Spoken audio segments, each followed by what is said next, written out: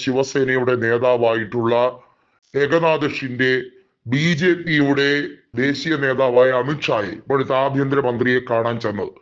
അദ്ദേഹത്തിന് പുല്ലുവിലയാണ് അമിത്ഷാ കൊടുത്തത്. BJP നേതാക്കൾ തങ്ങളുടെ ശിവസേന MP മാരെ MLA മാരെ ഹൈജാക്ക് ചെയ്യാൻ ശ്രമിക്കുന്നു. അതിന് നേതൃത്വം കൊടുക്കുന്നത് BJPയുടെ സംസ്ഥാന അധ്യക്ഷനായ രവീന്ദ്ര ചവാനാണെന്ന് വ്യക്തമായി ഉന്നയിച്ചു. അത് അമിത്ഷാ ഒരു പുഞ്ചിരിയോടുകൂടി, അതായത് അമിത്ഷായാണല്ലോ ഇതിന്റെ എല്ലാ ഓർഗനൈസർ, അമിത്ഷായാണല്ലോ ഈ ഓപ്പറേഷൻ ലോട്ടസ് കൃത്യമായി ഓരോ സംസ്ഥാനങ്ങളിൽ നടപ്പിലാക്കുന്നതിനെ കൃത്യമായി കോർഡിനേറ്റ് ചെയ്യുന്ന വ്യക്തി.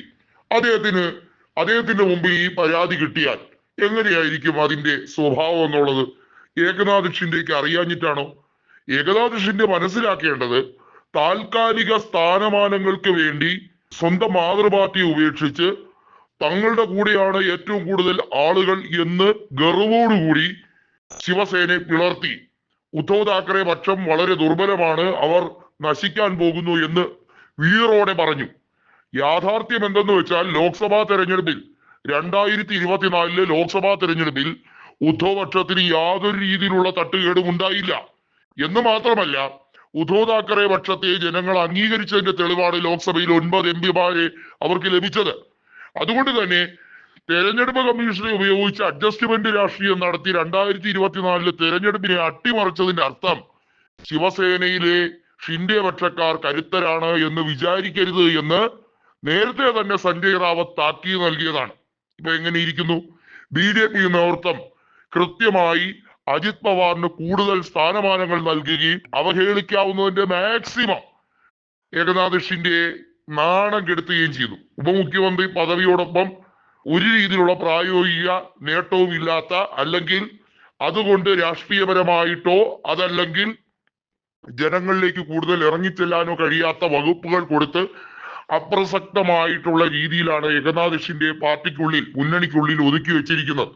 ഇപ്പോ ഇതാ ഏകനാഥ് ഷിൻഡെയുടെ MLA മാരെ കൂടി ചാക്കിട്ട് പിടിക്കാൻ ശ്രമിക്കണം. 57 MLA മാരാണ് ഏകനാഥ് ഷിൻഡെക്കുള്ളത്. BJPക്ക് കേവല ഭൂരിപക്ഷം തികയ്ക്കാൻ വേണ്ടി ഏകനാഥ് ഷിൻഡെയുടെ MLA മാരെ ചാക്കിട്ട് പിടിച്ച് അവർക്ക് മന്ത്രിസ്ഥാനം ഓഫർ ചെയ്യാനാണ് BJPയുടെ ഡീൽ. പാർട്ടി ദേശീയ നേതൃത്വത്തിലുള്ള വളർച്ചയ്ക്ക് ആവശ്യമായ പദ്ധതികളാണ് ഇത്. കേന്ദ്രത്തിന്റെ പദ്ധതിയാണ്. കൂടുതൽ ഇങ്ങോട്ട് ഇളക്കാൻ നിൽക്കേണ്ട, കിട്ടിയതും കൊണ്ട് അങ്ങ് പൊയ്ക്കോളൂ എന്ന് പറഞ്ഞ് ഏകനാഥ് ഷിൻഡെയെ മാറ്റിച്ചു വിട്ടിരിക്കുകയാണ് അമിത്ഷാ. ഇതോടുകൂടി ഏകനാഥ് ഷിൻഡെക്ക് കാര്യങ്ങൾ മനസ്സിലായി. നേരത്തെ തന്നെ ഉദ്ധവ് താക്കറെ ഒരു കാര്യം ഷിൻഡെയോട് പറഞ്ഞിരുന്നതാണ് മാധ്യമങ്ങളിലൂടെ. ഷിൻഡെക്ക് എന്താണ് ആഗ്രഹം? പ്രതിപക്ഷ നേതൃസ്ഥാനം വേണമെങ്കിൽ അതും ഏറ്റെടുക്കാം. കാരണം ഇപ്പോഴത്തെ സ്ഥാനമാനം വെക്കുമ്പോൾ 57 MLA മാർ ഷിൻഡെ ഗ്രൂപ്പിനും 20 MLA മാർ താക്കറെ പക്ഷത്തുമുണ്ട്. അങ്ങനെ 77 MLA മാരുമായി മഹാരാഷ്ട്രയിലെ പ്രതിപക്ഷ നേതാവാകാനുള്ള യോഗ്യത ഏകനാഥ് ഷിൻഡെക്കുണ്ട്. ഇങ്ങനെ ഉപമുഖ്യമന്ത്രിയായി BJP നേതൃത്വത്തിന്റെ മൂട്ടിനടിയിൽ കിടക്കുന്നതാണോ നല്ലത്? അതേ അന്തസ്സായി പ്രതിപക്ഷ നേതാവായി ക്യാബിനറ്റ് പദവിയോടെ ഇരിക്കുന്നതാണോ നല്ലത്? ഷിൻഡെ തീരുമാനിക്കൂ എന്നാണ് കൃത്യമായി സഞ്ജയ് റാവത്തും ഉദ്ധവ് താക്കറെയും പറഞ്ഞത്. ഇനിയെങ്കിലും വെളിവും വെള്ളിയാഴ്ചയും ഇല്ലെങ്കിൽ മാറി നാണം കെട്ട് ഒന്നുമല്ലാതെ പര്യവസാനിക്കും.